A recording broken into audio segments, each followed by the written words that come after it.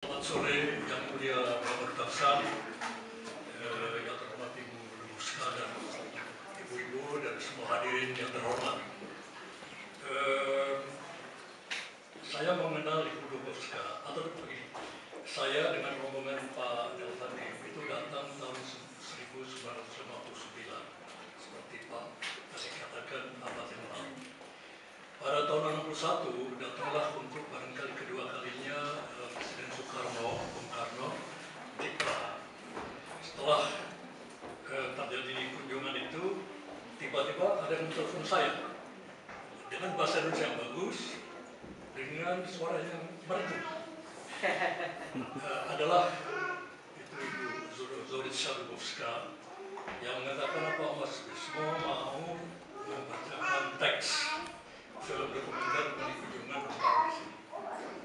Kalau mau, pergilah ke Barandov, ke film studio. Nah, saya datang, demikian saya tidak tahu apakah diksi saya itu perkataan saya. Kesan saya, mohon maaf, Ibu Dubovska itu untuk ukuran atau untuk orang Eropa, itu orangnya imut-imut, agak kecil, namun cantik, berminat, dan sangat simpatik. Kemudian kira-kira tahun 63, Ibu Dubovska menjadi anggota dari kru yang membuat film Aksi Kalimantan, kerjasama antara Auri dengan pihak Cekoslovakia. Film itu mengenai bagaimana tentara Indonesia pertama-tama setelah proklamasi itu mendrop pasukan dari Jawa ke Kalimantan. Bagus sekali. Nah, itu kami pada waktu itu ada kira-kira 15 orang Indonesia, laki-laki dan perempuan dites di film studio Barandov.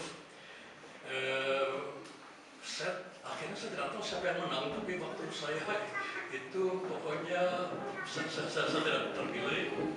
Kemudian sutradara Sis namanya itu mengatakan, keadaan ini orang Indonesia kok bicara militer nanti teriak-teriak, kenapa? Saya bilang, kami memang di Indonesia itu kalau militer dengan militer itu teriak-teriak. Kalau di sini teriak-teriak, militer kamu itu keras, gitu. Itu demikian. Kemudian jalannya waktu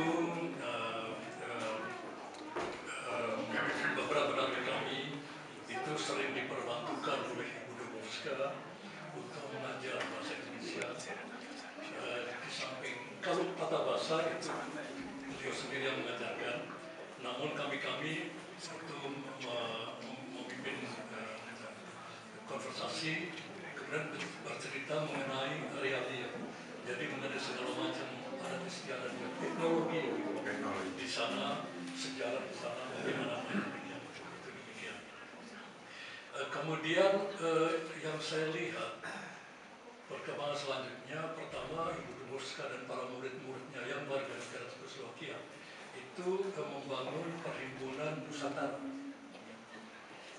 Ini kehebatan dari beliau dan teman-teman itu adalah karena apa yang disebut oleh ahli militer Eropa, Napoleon Bonaparte, bahwa diplomasi itu hanyalah kesinambungan dari peperangan. Beliau ini rupanya, atau mereka-mereka ini, beliau-beliau ini mengatakan bahwa pada waktu diplomasi itu kan bagaimana demikian, yang dimajukan seni dan budaya, hubungan seni dan budaya.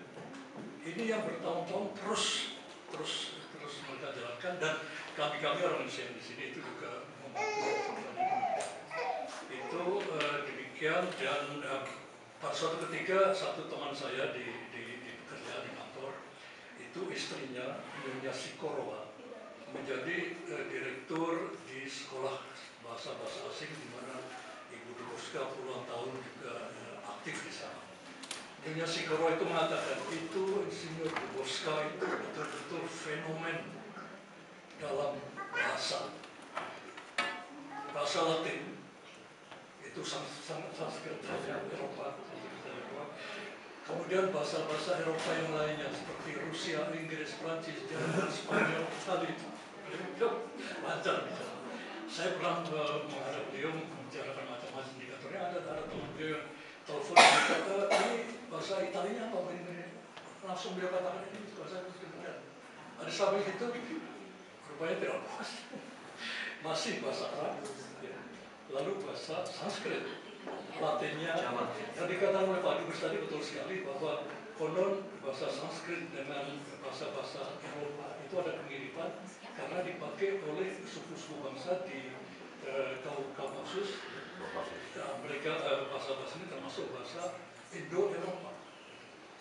Kemudian kalau tidak salah ke dalam bahasa Indonesia, terutama bahasa Jawa, masuk banyak sekali bahasa Sunda juga tentu masuk banyak sekali dari bahasa Sanskerta itu. Demikianlah ini saya senang sekali dapat ikut mengucapkan selamat ulang tahun dan saya